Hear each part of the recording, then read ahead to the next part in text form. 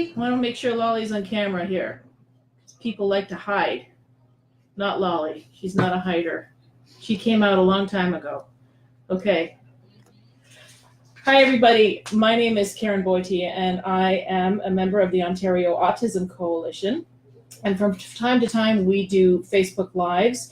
We reach out to professionals and people in the community who are advocating for equity for children with autism. And this is Lolly Herman. I'm the director of Under the Umbrella Tree at Treatment Center for Kiddos on the Spectrum. So I'm very sorry we're late. I was stuck in traffic. We'll just push on. Generally speaking, we're finding that people watch the Facebook Lives after the fact, but you are very welcome to post live and post questions that you may have. This is the third in a series, and I think it'll be the last one for a little while, specifically about ABA. The first live video we did was just after the province announced the implementation of flat rate funding for autism services, and it just so happened that I had Lolly scheduled a couple of days after that to do a Facebook Live with her colleagues. And at that time, I asked them about the dangers, the potential dangers of flat rate funding, and we had a very serious and somber conversation. The second Facebook Live that we did concerning ABA was with Louis Bush and Nancy Marchese, and I invited them to talk about what they do as BCBAs, Nancy working with children and Louis working with adults who are on the autism spectrum, and how he is the last line of support for people who are in crisis. And that also was a very valuable conversation. And we talked a lot about regulation and also the challenges that they face in their careers. So today, I wanted to talk to somebody who's in the field, who works with children with autism, and ask them about how they do their job. And Lolly is a teacher and an ABA therapist and the owner and operator of her own center. So here we go. I've got some wonderful questions from our families. Thank you so much for sending them to me in advance. And so, hey, Lolly, so tell us again. Tell us about your training and who you are and what you do. Okay, so I am an Ontario certified teacher, and I'm a board certified associate behavior analyst. I opened Under the Umbrella Tree many years ago now. I think we might be nearing 16 years. So we've been around a long time through many different changes, and I'm happy to share any knowledge or info I have. So what is ABA? Yeah, what is ABA? She sees my questions. Yeah. Well, let's review. Let's review briefly, and then we'll go into things that are maybe more interesting. But maybe you've just discovered us for the first time. You're a new member. What the frig is ABA, Lolly? I think the easiest way to break it down is really to break it down. ABA, Applied Behavior Analysis, looks at taking a skill and breaking it down into small teachable steps so that the child is feeling successful with each step along the way as they learn to accomplish the skill independently, all based on science. And man, does it work. Okay, thanks. Easy. Clinician, that word gets floated around a lot. Who are clinicians? So clinicians are typically clinical psychologists, and more recently under the old OAP, new OAP, also BCBAs, board certified behavior analysts. So those two, BCBAs and clinical psychologists, have the qualifications to assess and oversee an ABA program. Okay. So I wanted to ask you a little bit about just the day-to-day work, like the heavy lifting that ITs, I just forgot what IT stand for. Instructor therapists. So that's why I'm not in your work, because I can't remember anything.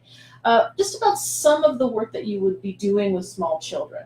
And I don't mind talking about my own son, and if Lolly wishes to if we want to use examples, she has my permission to talk about my son. We can only speak in general terms, right? But let's say you have a child who's come into the center and they are not toilet trained. Yeah. How do you help a child with this skill? We toilet train them.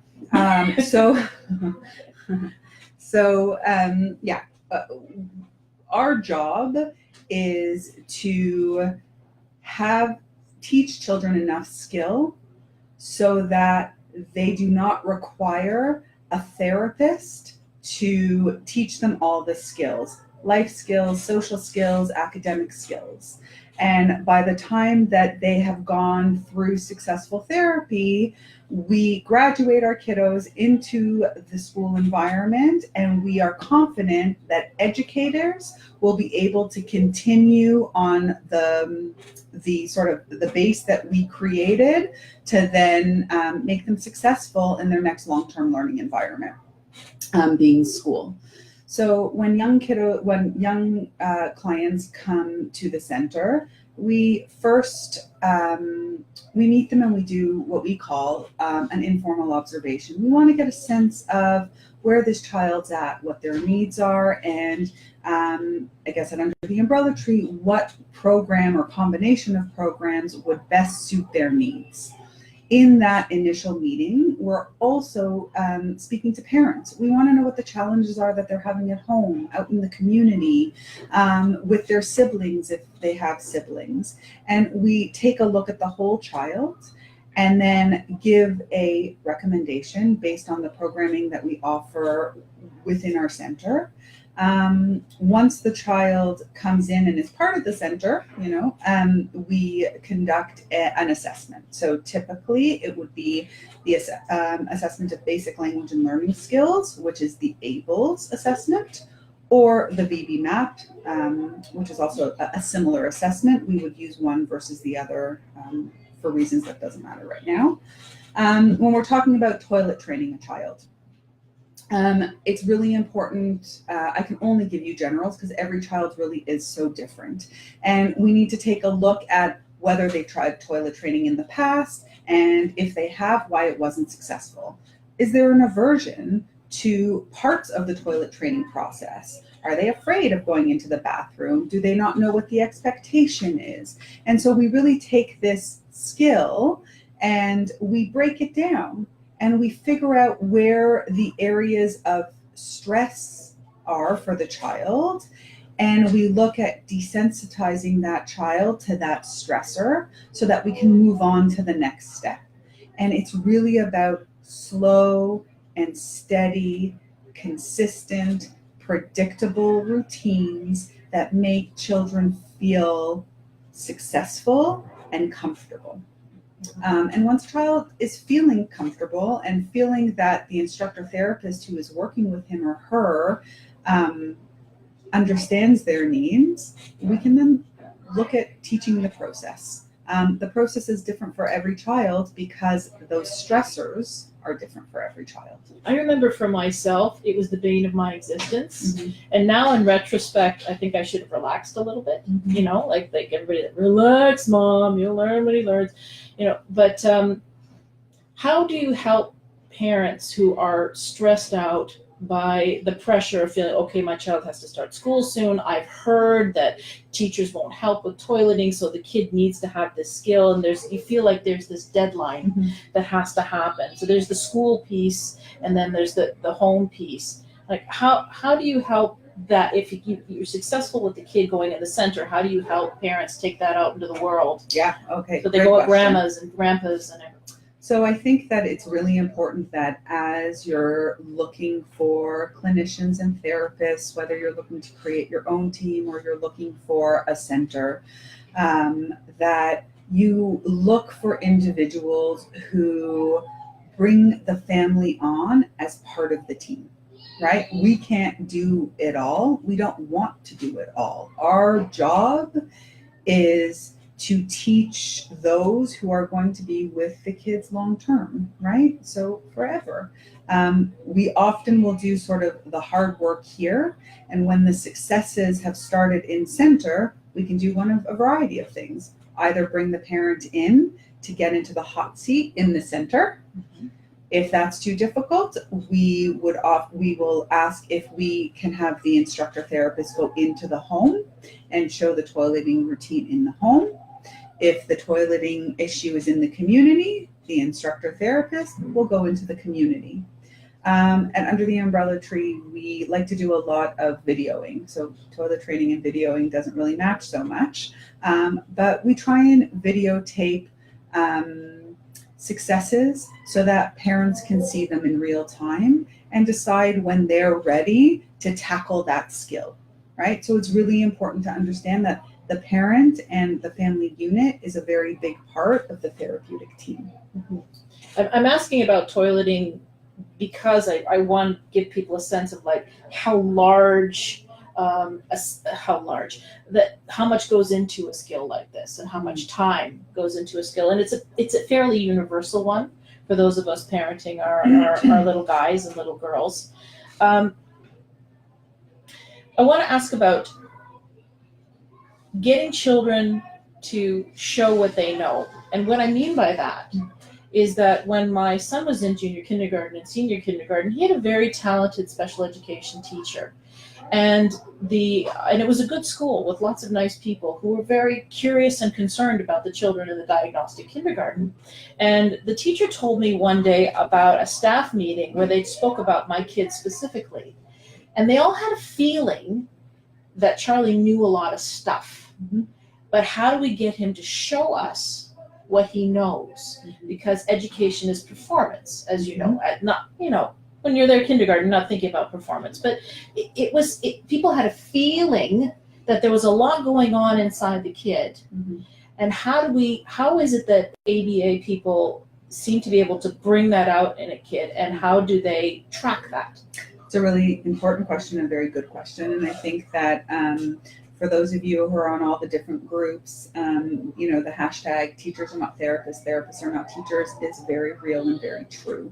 When I was in teachers college, I didn't learn about what we call here in our field. Can everyone hear us, by the way? If someone would make a note. Oh, sorry. I just want to make sure. Yeah. I speak very loudly, and some people are, more demure, like yourself. And so I'm just making sure people can hear what you're saying. Yeah. So it's a really good question.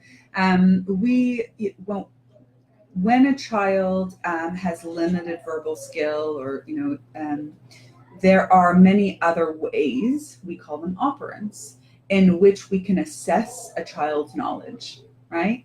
So teachers may ask a question and require a verbal response, or they may ask the child to show them something as a way, can you show me which picture is a dog? And if the child can either pick up the picture or point to the picture, that indicates to the teacher that they know that that's a dog, but can't necessarily say dog. So there are various operants, various ways that we assess children. And the other big part is we're continually tracking, and we're taking our data, right? Every single day, we're taking our percentages and putting them on a graph and taking a look at what that curve looks like to see how quickly that child is acquiring skill.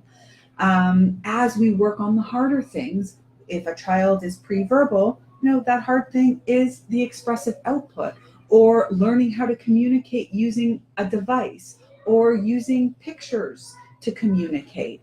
ABA therapists and clinicians have very different training than educators. Very little of our training overlaps. And I think that is so important to recognize, because teachers are not therapists, period. So people have sent me some questions, Sure. And they're great ones, some of which I'm not sure fall under your umbrella. Yeah. No pun intended, Lolly.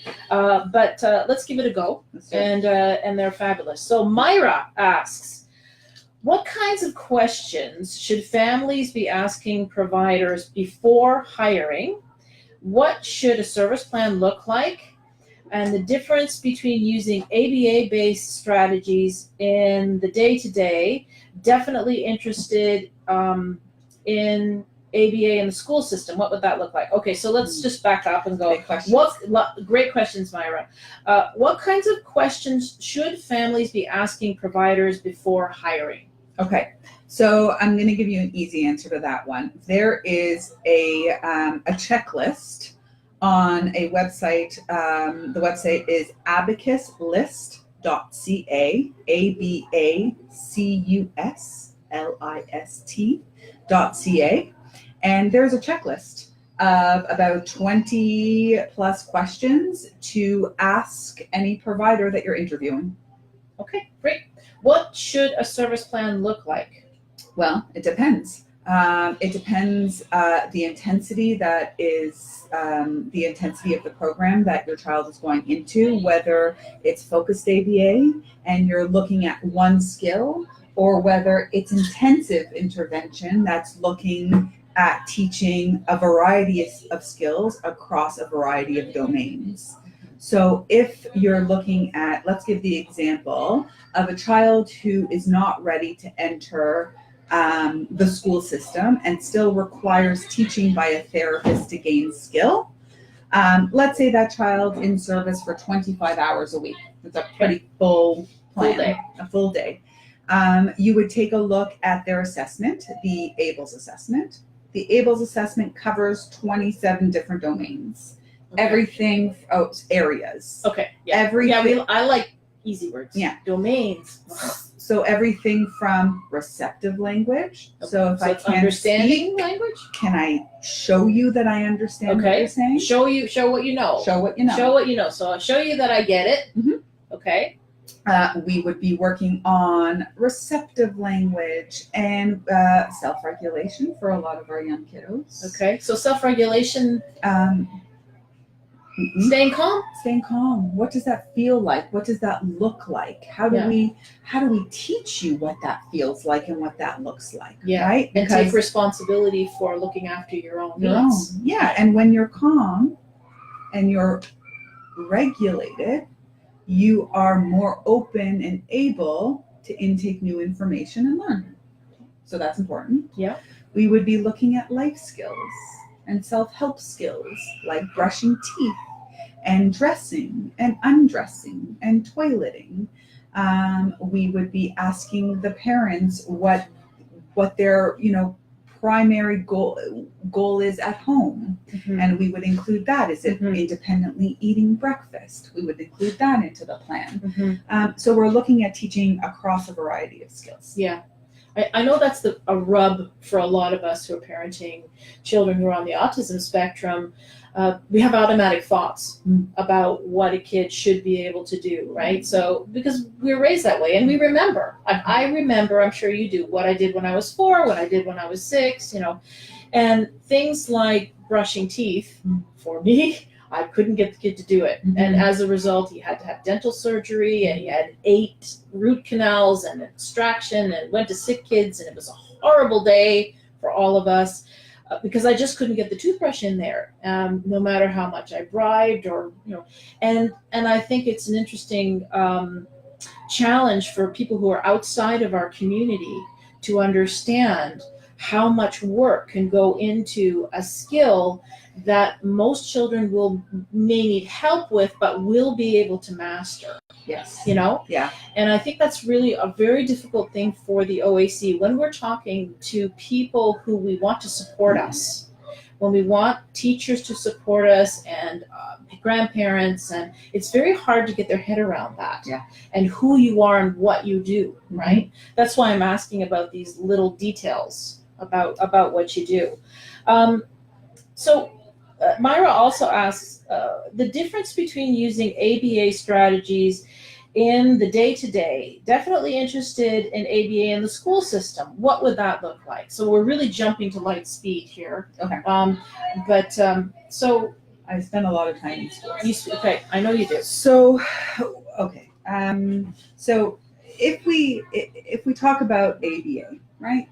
And in the most simple form, we can say that ABA is about breaking down skills into small, teachable steps, right? So when we're talking about using ABA in the home or I would, in the community or what have you, I would say to parents, choose one thing. Choose one thing. Choose whether it's eating, whether it's brushing teeth, whether it's putting on your shoe. And look at increasing slowly the amount that your child does independently with your positive, gentle support. Okay? ABA in schools. That's a big one. Yeah. Let me ask you, I think about this a lot. Mhm. And I had an experience that really made me think about it more, which is that I was involved with organizing a play group that was really fun out in Scarborough. And we were together for about 4 years. And as part of one of the things that we did was we tried to get community organizations to embrace us, to provide space, and to build programming into their budget. So my target was the East Scarborough Boys and Girls Club, and I was determined for them to create programs for my son, right? And because he's going to play too. And it was a bit of a learning curve, but we were successful. They gave us space and it went really well. And they did try and are trying to learn how to create programs for our kids. And there was a young woman who was hired to run the program. So she created a play group sort of thing and hired a company with ABA therapists to work with the kids. And it was a colossal failure. And it was a colossal failure, I think, because I think I made a bad recommendation to say, like, well, if you just have the right people, you'll make it happen. And this young woman who went ahead in good faith and tried to find staff to do that, but without planning it, without thinking it through properly. Yeah. And so it was, for me, a big disappointment because, I had all this will. Like, well, why can't we just have this at my local school? And now I realized, well, if we do that, we really have to plan. We really have to think about it, So I feel kind of badly asking you a question like, okay, what about the schools? Like, you could parachute what you do and go like, plunk. I can only give you my thoughts, or we can move on. No, please give me your thoughts. So, I would love to see ABA in the schools. I think that one of the biggest challenges that we have right now is actually the environment, is the physical space in which our schools currently have to be able to support our students. Many schools are operating over capacity, and kiddos are in what? Cubicles. No. Yeah. Portables. Portables. Cubicles. Just like at IBM. Right. Yeah. So I think one of the first challenges we have is actually space, right? Because our kids need every kid needs something different, but ABA to provide therapy in the classroom with 30 kids or 10 kids or 8 kids, given the room that we have in our schools to date, I don't see how that could be sustainable as it is right now. The pilot project under the old government was something that we were able to access for some of our clients. And so the TDSB and other school boards, not every school board, 18, I think. Yeah, something like 18 had established some, what's the word? There was an ABA pilot program, thank you. Whereby if you had a therapist, so again, it was private pay, it was not part of the school or the educational system. Right. If you had a therapist and the school had a space, one school converted a closet into a therapy room. It was a big closet and they made it beautiful. But this is the reality, right? This is the reality. And we had a therapist going into the school working with a child. We were able to, we had the SNA with us at all times. And I have to tell you, it was still a challenge, even with direct learning for an hour a day with the SNA, having the special needs assistant transfer what she learned in that therapy session into the classroom was a challenge. Every time I went in to supervise, and the school was so wonderful, the special needs assistant, had her questions ready and she was so eager, but without that consistent oversight, she didn't know how to move to that next step. Yeah. Right? Because it's not her training. Yeah. And she doesn't know what to look for. Yeah. This is what makes me think a lot. Having had my son in a center where it's all about him all day long and his friends, where you've got your ITs, and then you've got senior therapists, and then you've got your clinicians, all working together, all supervising, to figure out how to transfer that into the school system. It's really complicated. I don't have any answers, but Myra also asks, is there something else you wanted to say about the pilot project? Not about the that's pilot very project. Interesting to me that that we're still using the OAP personnel for this school pilot project. So really, was it really a pilot project in the sense of how could a school adapt ABA? And now we're really not getting any information about how that went, which we'd like to hear. Province, we'd really like to know. I think that one of the things that I've learned over the years with respect to transitioning a child from therapy into a therapeutic environment into an educational environment is we work very hard to get our kids academically strong. Laura says, I agree. SNAs, and they don't come by easy, which meaning that it's actually very difficult to get an SNA assigned to your child, are not properly trained, and they are expected to help the child excel. Check out the Facebook Live we did with QP. That was very informative. It's on our YouTube page. So I do one thing, because needs assistants are properly trained for their role. So it's just important to recognize that special needs assistants are not ABA therapists. So they are trained, but they are trained within their scope of understanding and ability. So one of the things that over the years, we've transitioned many clients from full-time therapy into school. And one of the things that I realize is if we can get our kids to be proficient, like whether they are great readers or great in math or really great at arts and crafts or what have you, whatever one area is, when we transition them into school, we have lots of conversations with the teachers, the principals, the support staff in the class saying, socially, it's going to take him some time.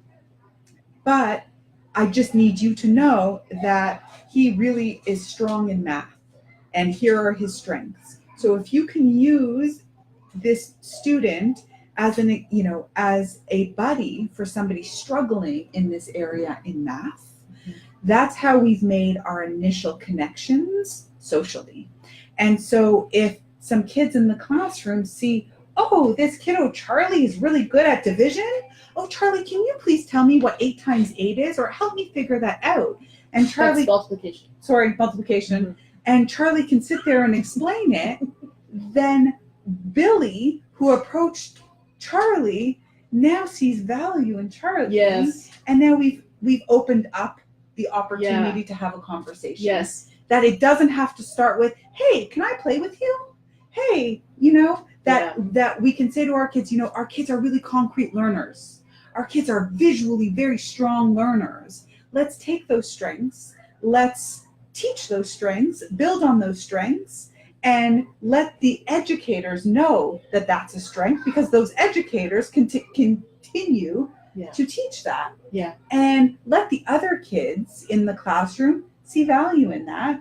And And celebrate it. and celebrate We it. all need to be celebrated And for that's our how talents. relationships are formed. Yes. Right? I come to you for That's right. you come to me for mine, I come to you for yours, and then we develop a friendship from there. Yeah. Right? It's not always about can we play basketball Yes. Or liking the same thing. or liking the same thing. Yeah. It's not always about that. Sometimes it's about, whoa, that kid can do that cool thing. It's right? important to highlight the strengths.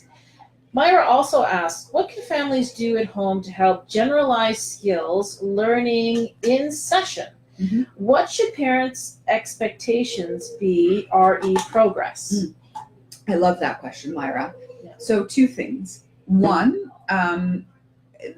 everybody operates a little bit differently. So speak to your team and figure out how you can be part of that team. Whether they send you a video of a skill that you want to generalize to home that's been mastered at the center, or if you want to come into the center and get yourself in the hot seat, or if you want the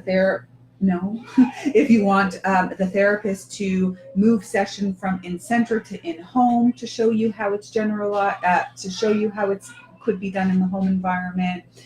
It's really about what works for you. I think that as a parent, we always have to be kind of very realistic that your child is working very hard all day, every day in the center, and that your role is not to be a therapist, but to be the parent.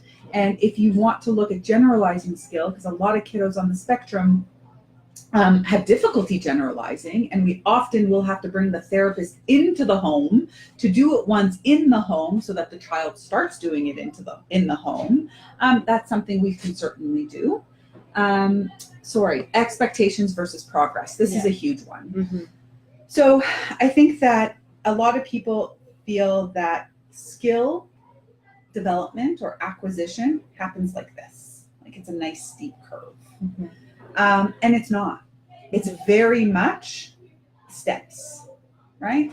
And so when your child is learning, you're not going to see the progress. It's when it's stabilized and that child feels confident and has mastered it that you will start to see it in other environments, right? And so when you're hearing about it being acquired, being learned in session, that child's working really hard to learn that skill.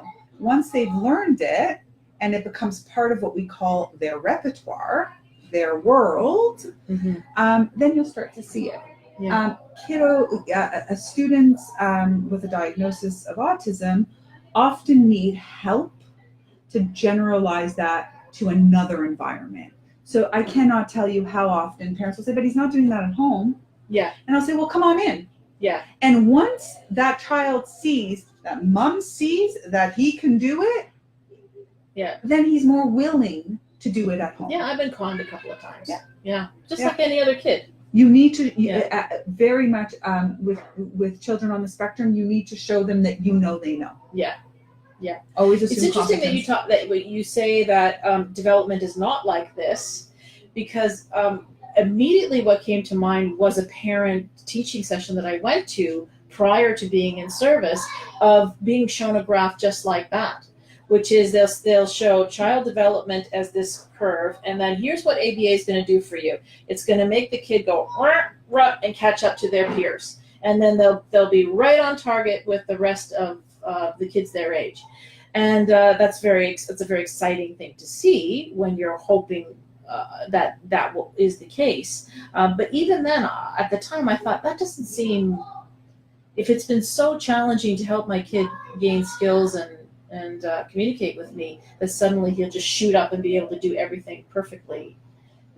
I know you didn't see that graph, but that's what was presented to me. Have you seen that graph? Do you care to comment on that? You sort of have. No, I don't think that's how learning happens in general. I think that what that graph is showing is that with the increase in intensity,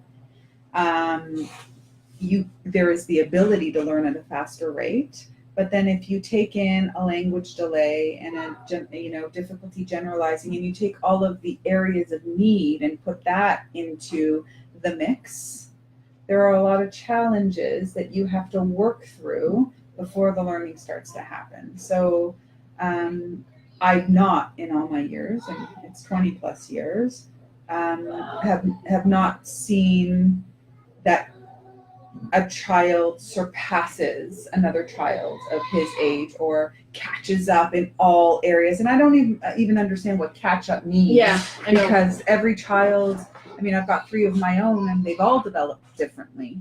Yeah. And in classrooms, every child across multiple areas is. Yeah. It's incredibly subjective. Yeah. Right? Yeah. And I worry a lot about some of the arguments in our community, that sometimes our expectations of that we have as parents muddy what ABA is, and what practitioners are going for, and it just gets a little bit muddy because practitioners want to honor the desires of the parent and can see the skills that need to be developed, and it's a collaboration. It must be. Of course, it's a collaboration, but what is any 7-year-old good at, can do? Well, I don't know, because I have a 7-year-old. Yeah. And everybody he's in about his ready to class split the atom, is different, and he's also his own self, every child in his class is at a very different level, even at that age. I see Amanda's question. Amanda's was actually my next question too. So Amanda, thanks Amanda. I didn't forget about you. How can ABA therapy support my son academically? We have managed to successfully toilet train, teach self-care techniques, and have begun working on self-regulation skills. However, building academic skills has been extremely difficult, and I feel they require the most focus. What are some strategies used to build upon these skills? An example would be greatly appreciated. Sure. So I can only guess, right? I don't know what is made, I don't know if your child's avoiding academics, if it's avoidant behavior, escape behavior, if he's not, I don't know the function behind it. But what I can tell you is there are some great programs out there. We use a lot of direct instruction programs here at Under the Umbrella Tree. They are costly, but the one thing to note from these programs is they are consistent and repetitive. So the child, before they sit down, knows exactly what's coming next. And very often, it's that predictability and needing to know what's coming next that helps settle children enough emotionally from a regulation standpoint the anxiety, to be able to take in the information. Yeah. So I don't, I don't know what your specific child is struggling with, but one thing that you can try if he's struggling with reading, different than comprehension, but I mean phonetics and reading. There's a sort of a fast-paced or condensed program out there called Teach Your Child How to Read in 100 Easy Lessons. You can buy it at Chapters. There's a good intro on how to use the book right at the beginning of it. And I would give it a try to take a look at the visuals and the consistency that you see throughout each lesson, and to see if your child is more willing to come to the table or sit on the floor with you when you bring out something like that versus a brand new worksheet or a brand new task seemingly to him each time. My son does not use much expressive language. How does the therapist assess whether a strategy is working when the child does not share a response to strategies used? For example, I sang the phonetics song to my son every day for over a month. Eventually, he got annoyed and essentially told me to stop through his behavior. 6 months later, he starts singing the song to himself, and now he knows all the sounds that letters make. How does the therapist know whether or not a strategy is working when the response can be so delayed? Great. Okay. So that goes back to the various ways that clinicians and ABA therapists and behavior analysts are able to assess children's skills. So one of the things that I thought of when you read that question is if your child has limited expressive language, and day in and day out, you're like, okay, Billy, sing with me, A, B, C, D, E, you know, and he may be able to sing it in his head, but have a delay. Leave me alone. I know it. A processing delay or something where the output doesn't come at the same time as your rhythm, or what. There could be various reasons that his therapy team would say, okay, well, expressively, that's sort of like the advanced, chemistry of life for me, because even though I can think it, my mouth isn't allowing me to output it at this stage of the game. And so in therapy, they may be singing that song while also putting an alphabet puzzle together and waiting for your child to take the next letter in cue. And giving you the sign. That I know that D comes after C. Yeah, and you're out of tune. Yeah. So it's about using different, what I said before, different operants, different ways of assessing skill. So, expressive language, being able to express what one knows, is only one small part of communication. Yeah. And so therapists are trained to assess all the other parts of language and communication. And do you find that the children want to share what they know? When Charlie was little, it was not clear to me that he did. Mm-hmm. And I felt that he did, but it wasn't clear. I think that, whether a child has a diagnosis or not, I think the most important thing is that a child feels safe, confident, and loved. I really do. I think that those are three very important things to establish with a child before you can get into the hard stuff. That child has to trust the therapist he or she is working with. And you can't skip that step.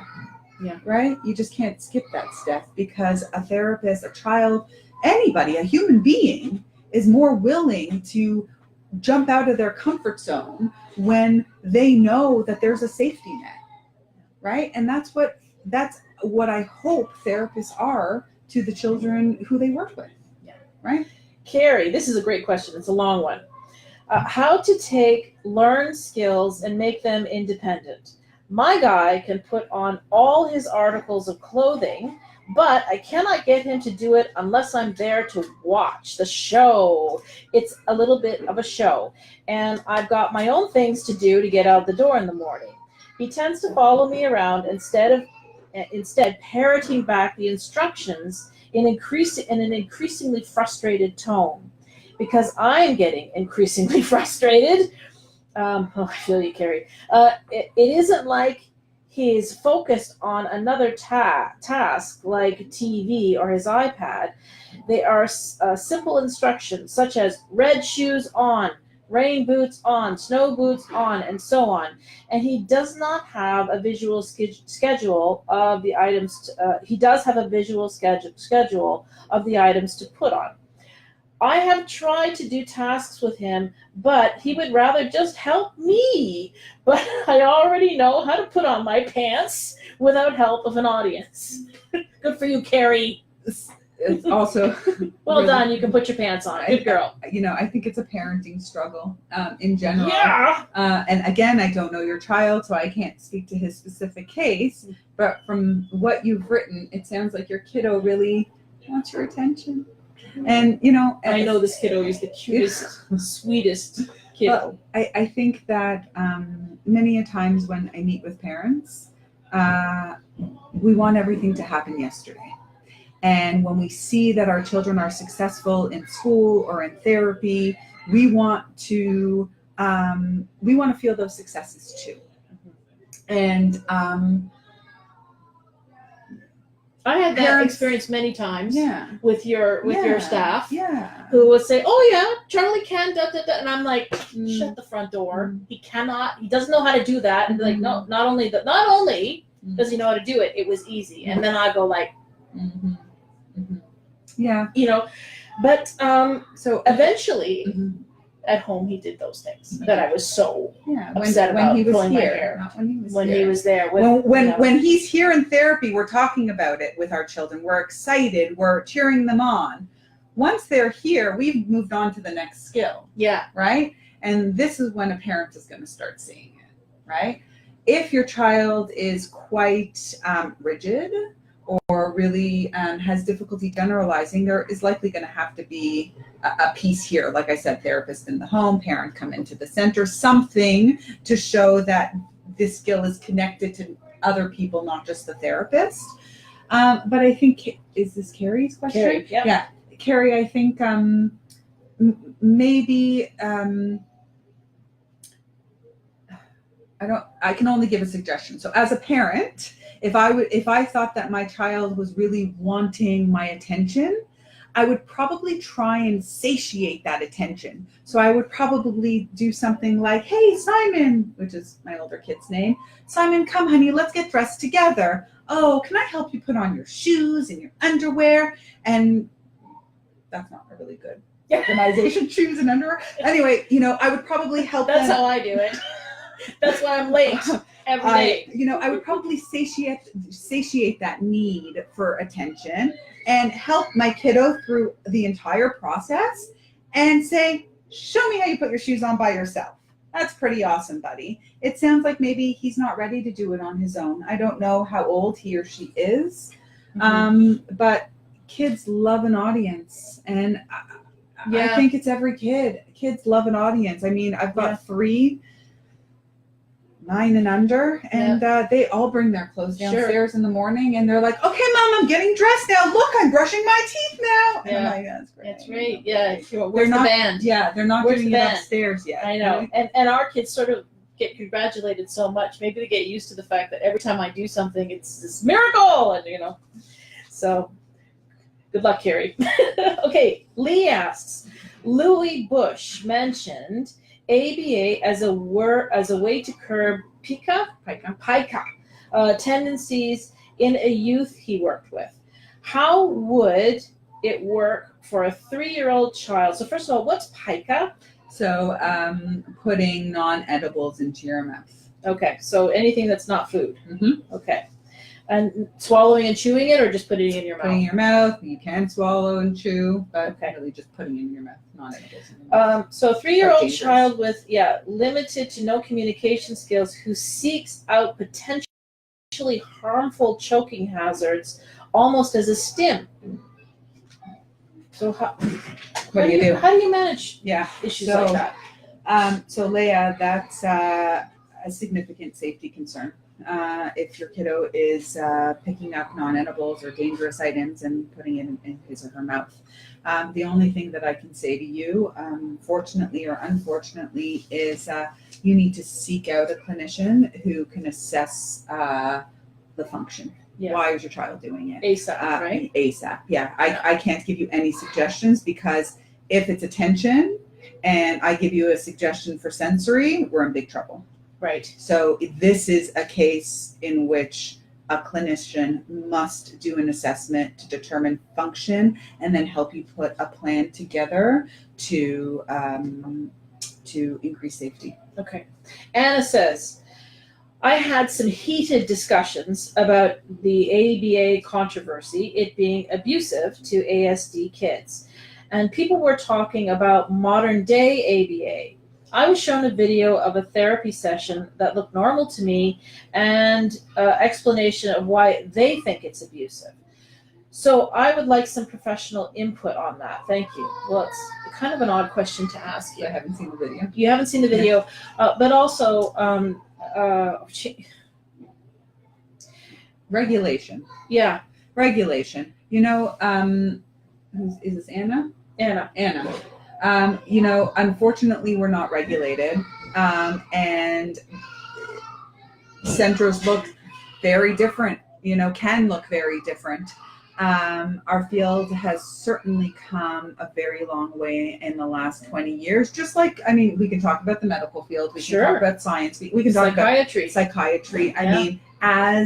As more information, more resources, more time, passes, we hope that things get better, right? Yeah. In the field of applied behavior analysis, that certainly has been the case. Right. There's more capacity, there's more understanding, there's a variety of different approaches that all fall within ABA that we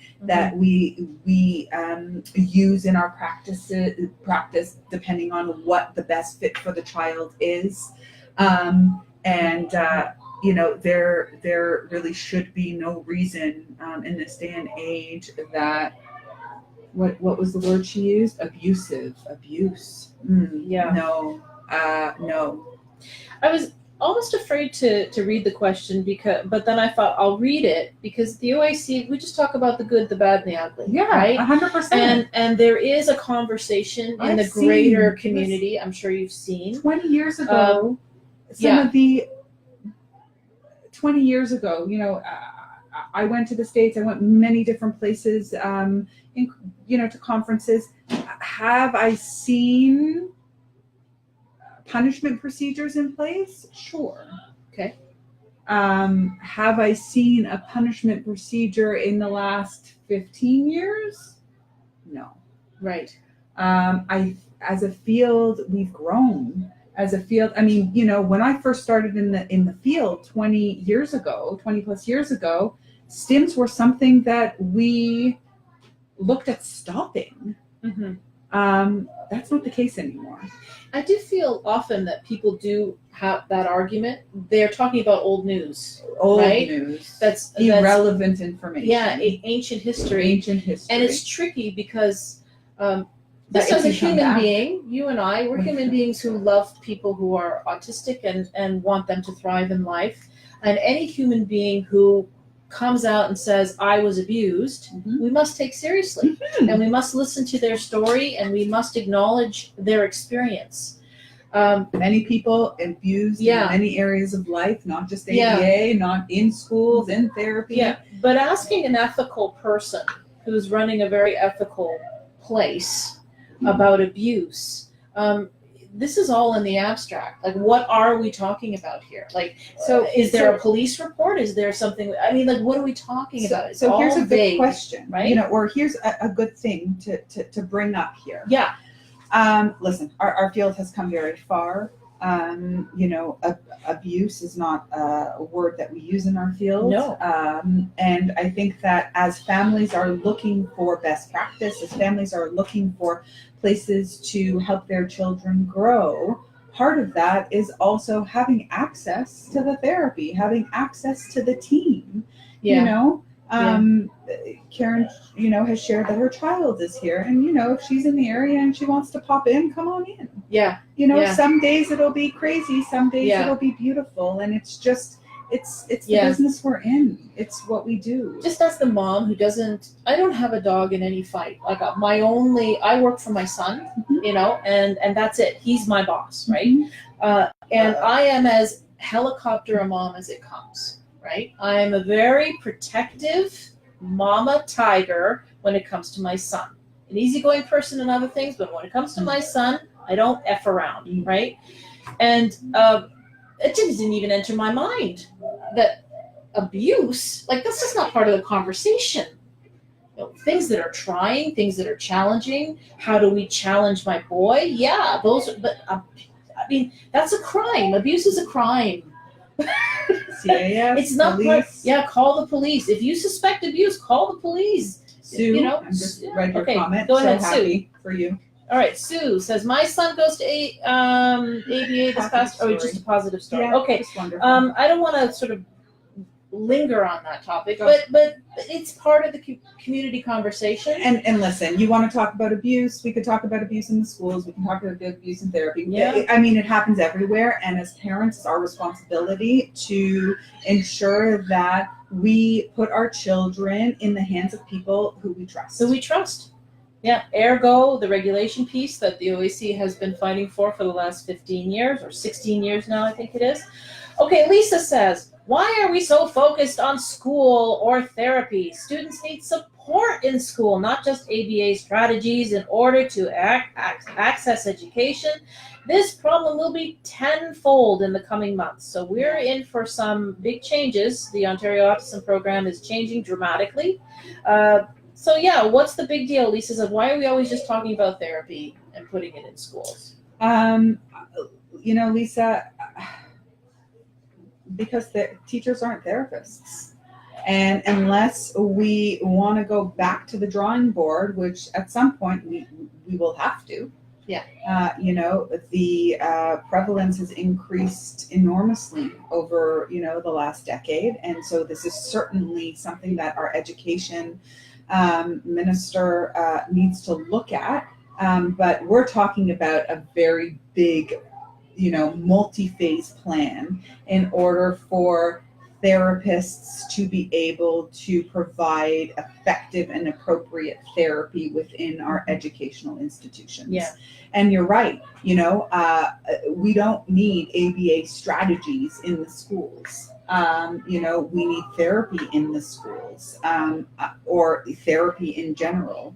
I don't know how that's going to happen. We're going to be doing some Facebook Lives with more union representatives and talk about the silos of Ministry of Community and Children and Social Services and Ministry of Education, and why it's so difficult to get a crossover happening between therapy and educators and all that sort of thing. So we're going to be talking more about that topic.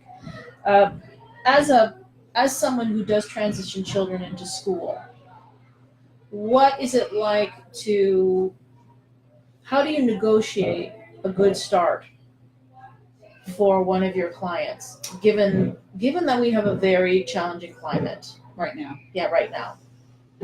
So when we transition our students, really we're at the mercy of the school in which our children are going to, And like everything, it's extremely important to create positive, open relationships.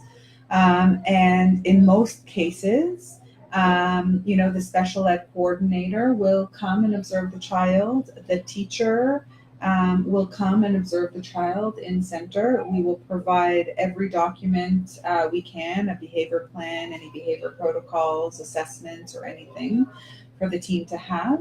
And then we will go into the school and talk about needs and strengths and needs. I think most importantly, or something that we found successful, is we try and really phase in what is expected of the teacher transitioning the child into the school system. And this is something that I talk about a lot in my office with clients, that unless we expressively put out there that the EA or the teacher doesn't have to do everything all at once for my kid on day one, the teacher assumes they have to do everything with your child on day one. And it's a lot of pressure. It's a lot of pressure with not a lot of time and not a lot of information, right? Because I can give them as many papers as possible, but teachers want to talk to and observe and get to know a child, make their own decisions, make their own decisions, and they are capable professionals. Capable of doing very, very good assessments on kids and their educational needs. But one thing that we often do is say, here's what we are hoping for month one. We're hoping that he transitions in nicely. And by transition, he can independently do X, Y, and Z, find his cubby, put his stuff away, get his books, find his desk. And if that is the transition that happens in month one, we're really on a good trajectory. Month two, we're going to add in participating in, group tasks with their cohort that they're sitting with. And it's really just about taking that IEP or having that meeting with the SNA, special needs assistant or educational assistant, and the teacher, and saying, here's what I would love to see. And it's important to recognize that that doing one thing well is better than doing multiple things not so well. A lot of parents report that walls go up very quickly with their schools as they're trying to enroll their children into a program. How do you grease the wheels? How do you develop an open and welcoming relationship on behalf of your clients? How do I? Yeah, how do you do it? Like, sometimes things go wrong really fast and people get upset. It's sort of like, we need real estate agents because we fall in love with our homes and we become not so reasonable when we're negotiating. Maybe that's not a great example, but how do you help parents open the doors and develop a really strong relationship with their school? I guess that's a better way to ask you. Yeah. So, okay. So forget, having experience in the classroom, I very much recognize that many of the strategies that we are able to implement in a therapeutic environment just do not transfer over well into a classroom environment. And that's something very much to consider, right? A teacher can't do a token board with your kiddo in the classroom. It's not going to be done consistently. So what do we do? It's extremely important for me and for our staff to recognize that when you are moving into this school, that is their territory. That is their home. And I always say to my staff, you must respect the home you're in and the rules in which they abide by. So we sort of go in and say, we are here to offer any and all support that you may need from us. I think that that's a very important message to put out there, that we can't necessarily go in and say, well, here's what we think you should do. That's where walls go up. We must be respectful of the environment in which our children are in. And if we can be respectful, then we can be open to listening to what the people in that house, in that environment, need from us. It's huge. It is huge. It's huge. It's also weird. It's weird for me that the act of putting a child in school suddenly becomes this an act of diplomacy. I find that very weird as the mom. I don't get it, right? But anyway, Marguerite says, what would be the ideal ABA setup for school for our kids? You touched on this a little bit. ITs, BCBA supervision. Can you rewrite the entire school system and redesign it for us in 30 seconds? I'm just going to say that therapists are not teachers and teachers are not therapists, and you require two different environments to do two different jobs.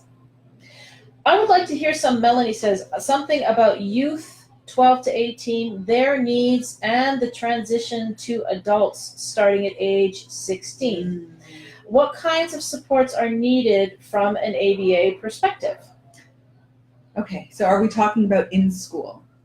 Because I don't know what Mallory's talking about. So there are many great secondary programs out there for kiddos on the spectrum in our public education system. Okay.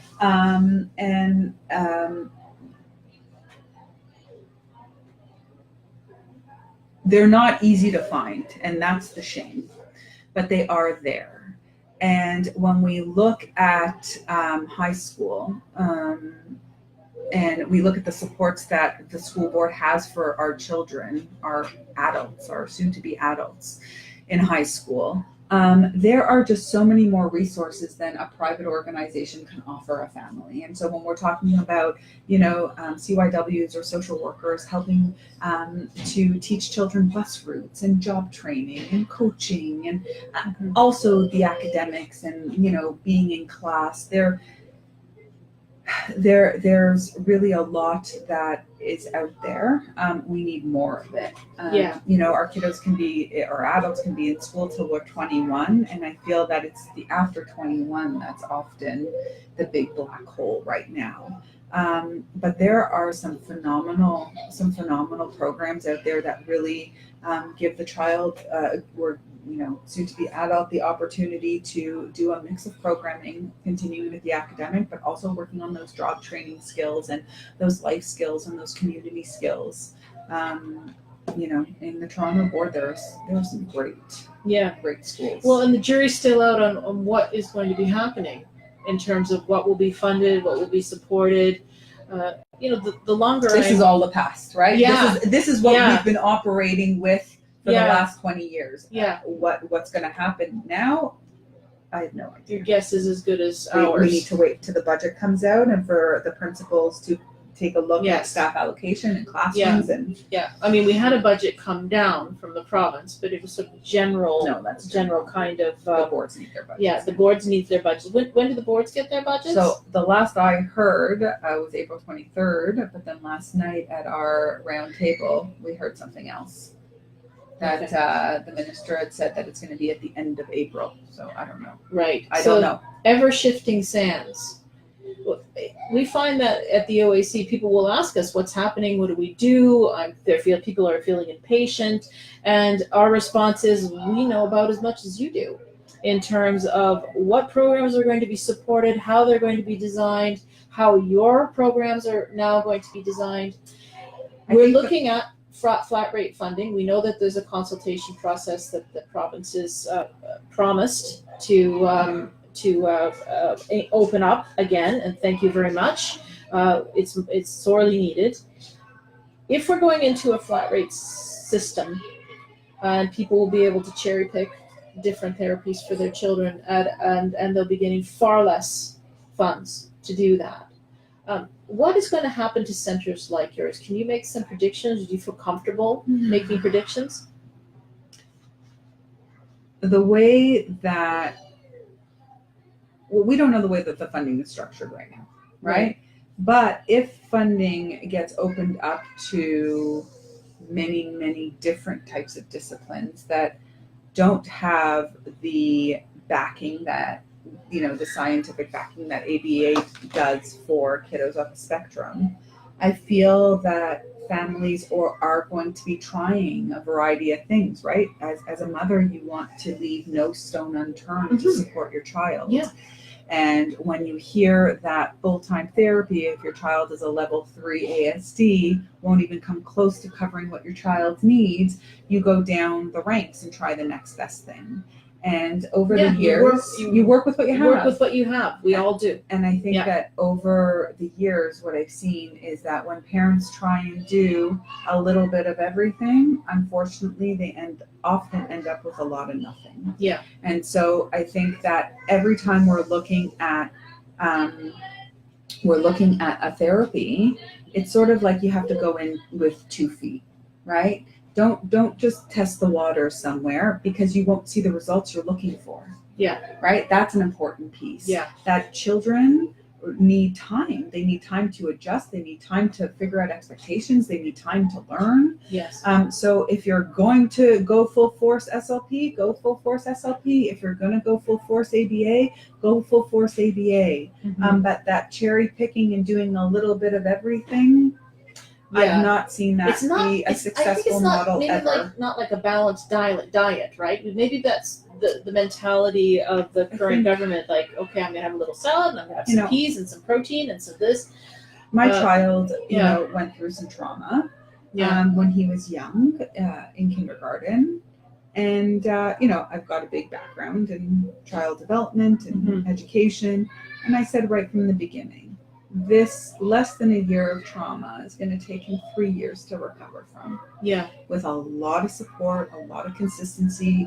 We didn't change too many things. It was adding one variable, one thing, assessing that one thing based on my child's gains, and then determining what that next step is. And so there is no quick fix. Yeah. There's no, piecing it together. And that is what worries me. That's right now. Why I started off with asking you about toilet training and how much work goes in to a program like that, and that you can't rush it. No. You can't rush it. And then when the child's ready for the next thing, they're ready for the next thing. And that was my experience. I came in feeling quite a lot of pressure that I had a timeline in my head about what my kids should be able to do instead of sitting back and seeing it unfold. And it was slow. some things came lickety split, wonderful, and then we moved on. Nobody dwelled on it. It's great, you know. But other things required an awful lot of patience and an awful lot of time. An awful lot of patience, an awful lot of time, and it all comes down to your child feeling confident. Yeah, And good safe. about their day. Confident and safe. Yeah. If we are confident and safe, we're more likely to take risks. Yeah. One of the first things you said to me, because I had come in with a traumatized child myself, and I was distraught. I was a distraught mother, and one of the very first things you said to me is, "We want Charlie to thrive, not just survive." And that hit me like a frying pan in the head, you know, because I was in a coping period of just trying to put out fires and When our keep him kids are safe. unhappy, that's all we're Yeah. as parents. When your child all is we're in doing is distress, coping. it's very hard to think straight. Yeah. It's very hard to sit back. It's Yeah. very hard to do the work yourself. Yeah. Can I ask you about the video you made that you posted a little while ago? Yeah. Okay. So Lolly made this wonderful video that I put on our Facebook page about her mom. I haven't posted it yet. I will soon. Oh, you haven't posted it yet? I will Oh, soon. I shared it. You shared it. Sorry. Yeah. No problem. It's a beautiful video. Can you tell us about the work that you did with your mom? Yeah, if you crazy. can. Yeah, I and don't my wanna make dad, her- but we won't talk about my dad. Okay. So my mom, unfortunately, was diagnosed just around the age of 50 with Alzheimer's, and one of the first lots started to go over time with her. But as her Alzheimer's disease progressed, she developed a fear of being touched. We're big people. I'm almost 6 feet tall, as is my mom. So, You are Julia anyway, Roberts. so she's a big lady, and she developed a fear of being touched. And anytime somebody would come close to her, she would take her blanket and pull it right up her. Yeah. Anybody came too close, she would like immediately move. This is when she was still walking. Mm-hmm. Not walking anymore, in a wheelchair, what have you. And I just thought to myself, oh my gosh, even though my mom has a full-time personal support worker, the likelihood of her being abused is so high. We had no choice but to put her into an amazing old age home. But regardless, who, making minimum wage or just a little bit more, who wants to, be fighting with a lady to change her diaper or to, brush her teeth? So maybe not just abuse, but Or accidents. accidents. Uh, That's not. I what understand meant, what not you mean. abuse. like I understand. That's why I wanted to take Yes, that. I want yes. to take that word back from Yes, you. I'm going to take that word back. Yeah, and Being an accident handled. being handled too Being roughly Yes. because she's fighting. Because yes, and- because her mind is Yeah. just losing Yeah, her mind. and she's often, fighting. maybe not unlike with our little kids, when the kid is, we grab, Yeah, we you restrain, don't know. we do that. You It's don't know. some of us do. So, everything was difficult. And I just figured, this isn't going to be a good situation for anybody or anybody caring for her and not for her. And so my brother's also in the field, and we literally took every daily living task that she was going to have to do: feeding, brushing teeth, putting on shoes, changing her dressing, changing her garments, and we backwards chained everything, and we trained her staff, and we trained her PSW, and we trained the staff on her floor.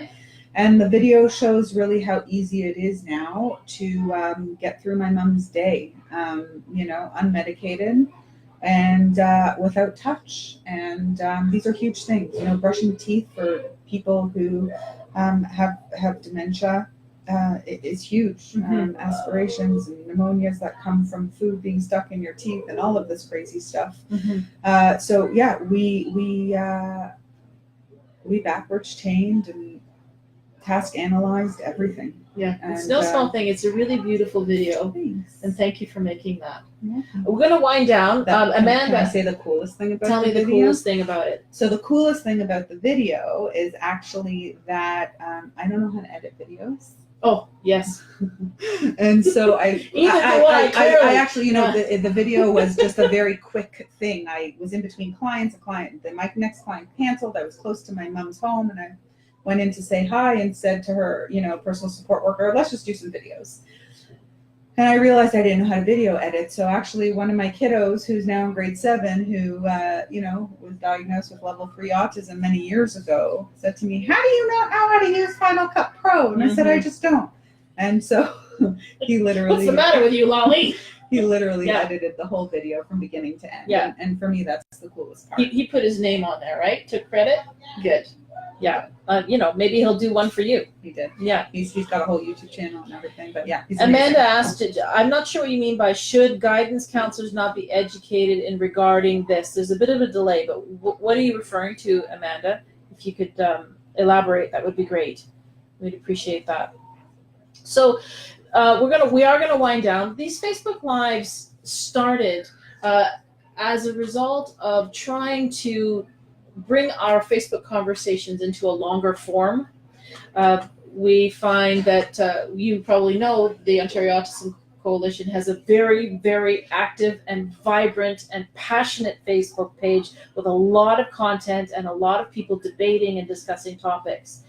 And we decided that we were going to talk about the things that the OAC are fighting for and arguing for in a longer form, and try to bring professionals and experts to families who do not yet have access to someone like you. Mm-hmm. If you're in a rural community, it's very difficult to sit down and talk to someone like Lolly. So this is why we're doing this. And there's going to be a few more planned, and then I think I'll take a little bit of a break because I don't want to pester everybody constantly. But thank you so much. Amanda, if you are able to elaborate quickly, we'll answer that question. Otherwise, we'll sign off. And really, Lolly, thank you so much. Welcome. Thanks, everyone. I hope that people found this hour helpful. There she goes. Okay. Sorry, the transition to adulthood, 16 to 18. Would they not have info regarding programs for transition into adulthood? So would the guidance counselor not have that information? So yeah, absolutely. And you may want to do a Facebook Live with Natalie one of these days about if she would. Do you think transitioning. she would? She's doing it now for kiddo, right? So anyway, so transitioning into adulthood. So the answer is yes. Guidance counselors should have the information regarding the schools that have these programs. And if the guidance counselor doesn't have it at the tip of their fingers, the special education consultant for your area certainly will. Awesome. Yeah. Hey, thanks. Welcome. You rock. Okay. Okay. Bye. Bye. Thanks, everybody. Stay in the fight. And this is how I do it, like very unceremoniously. Bum, bum, bum. Bum, bum, bum. Okay. Perfect timing.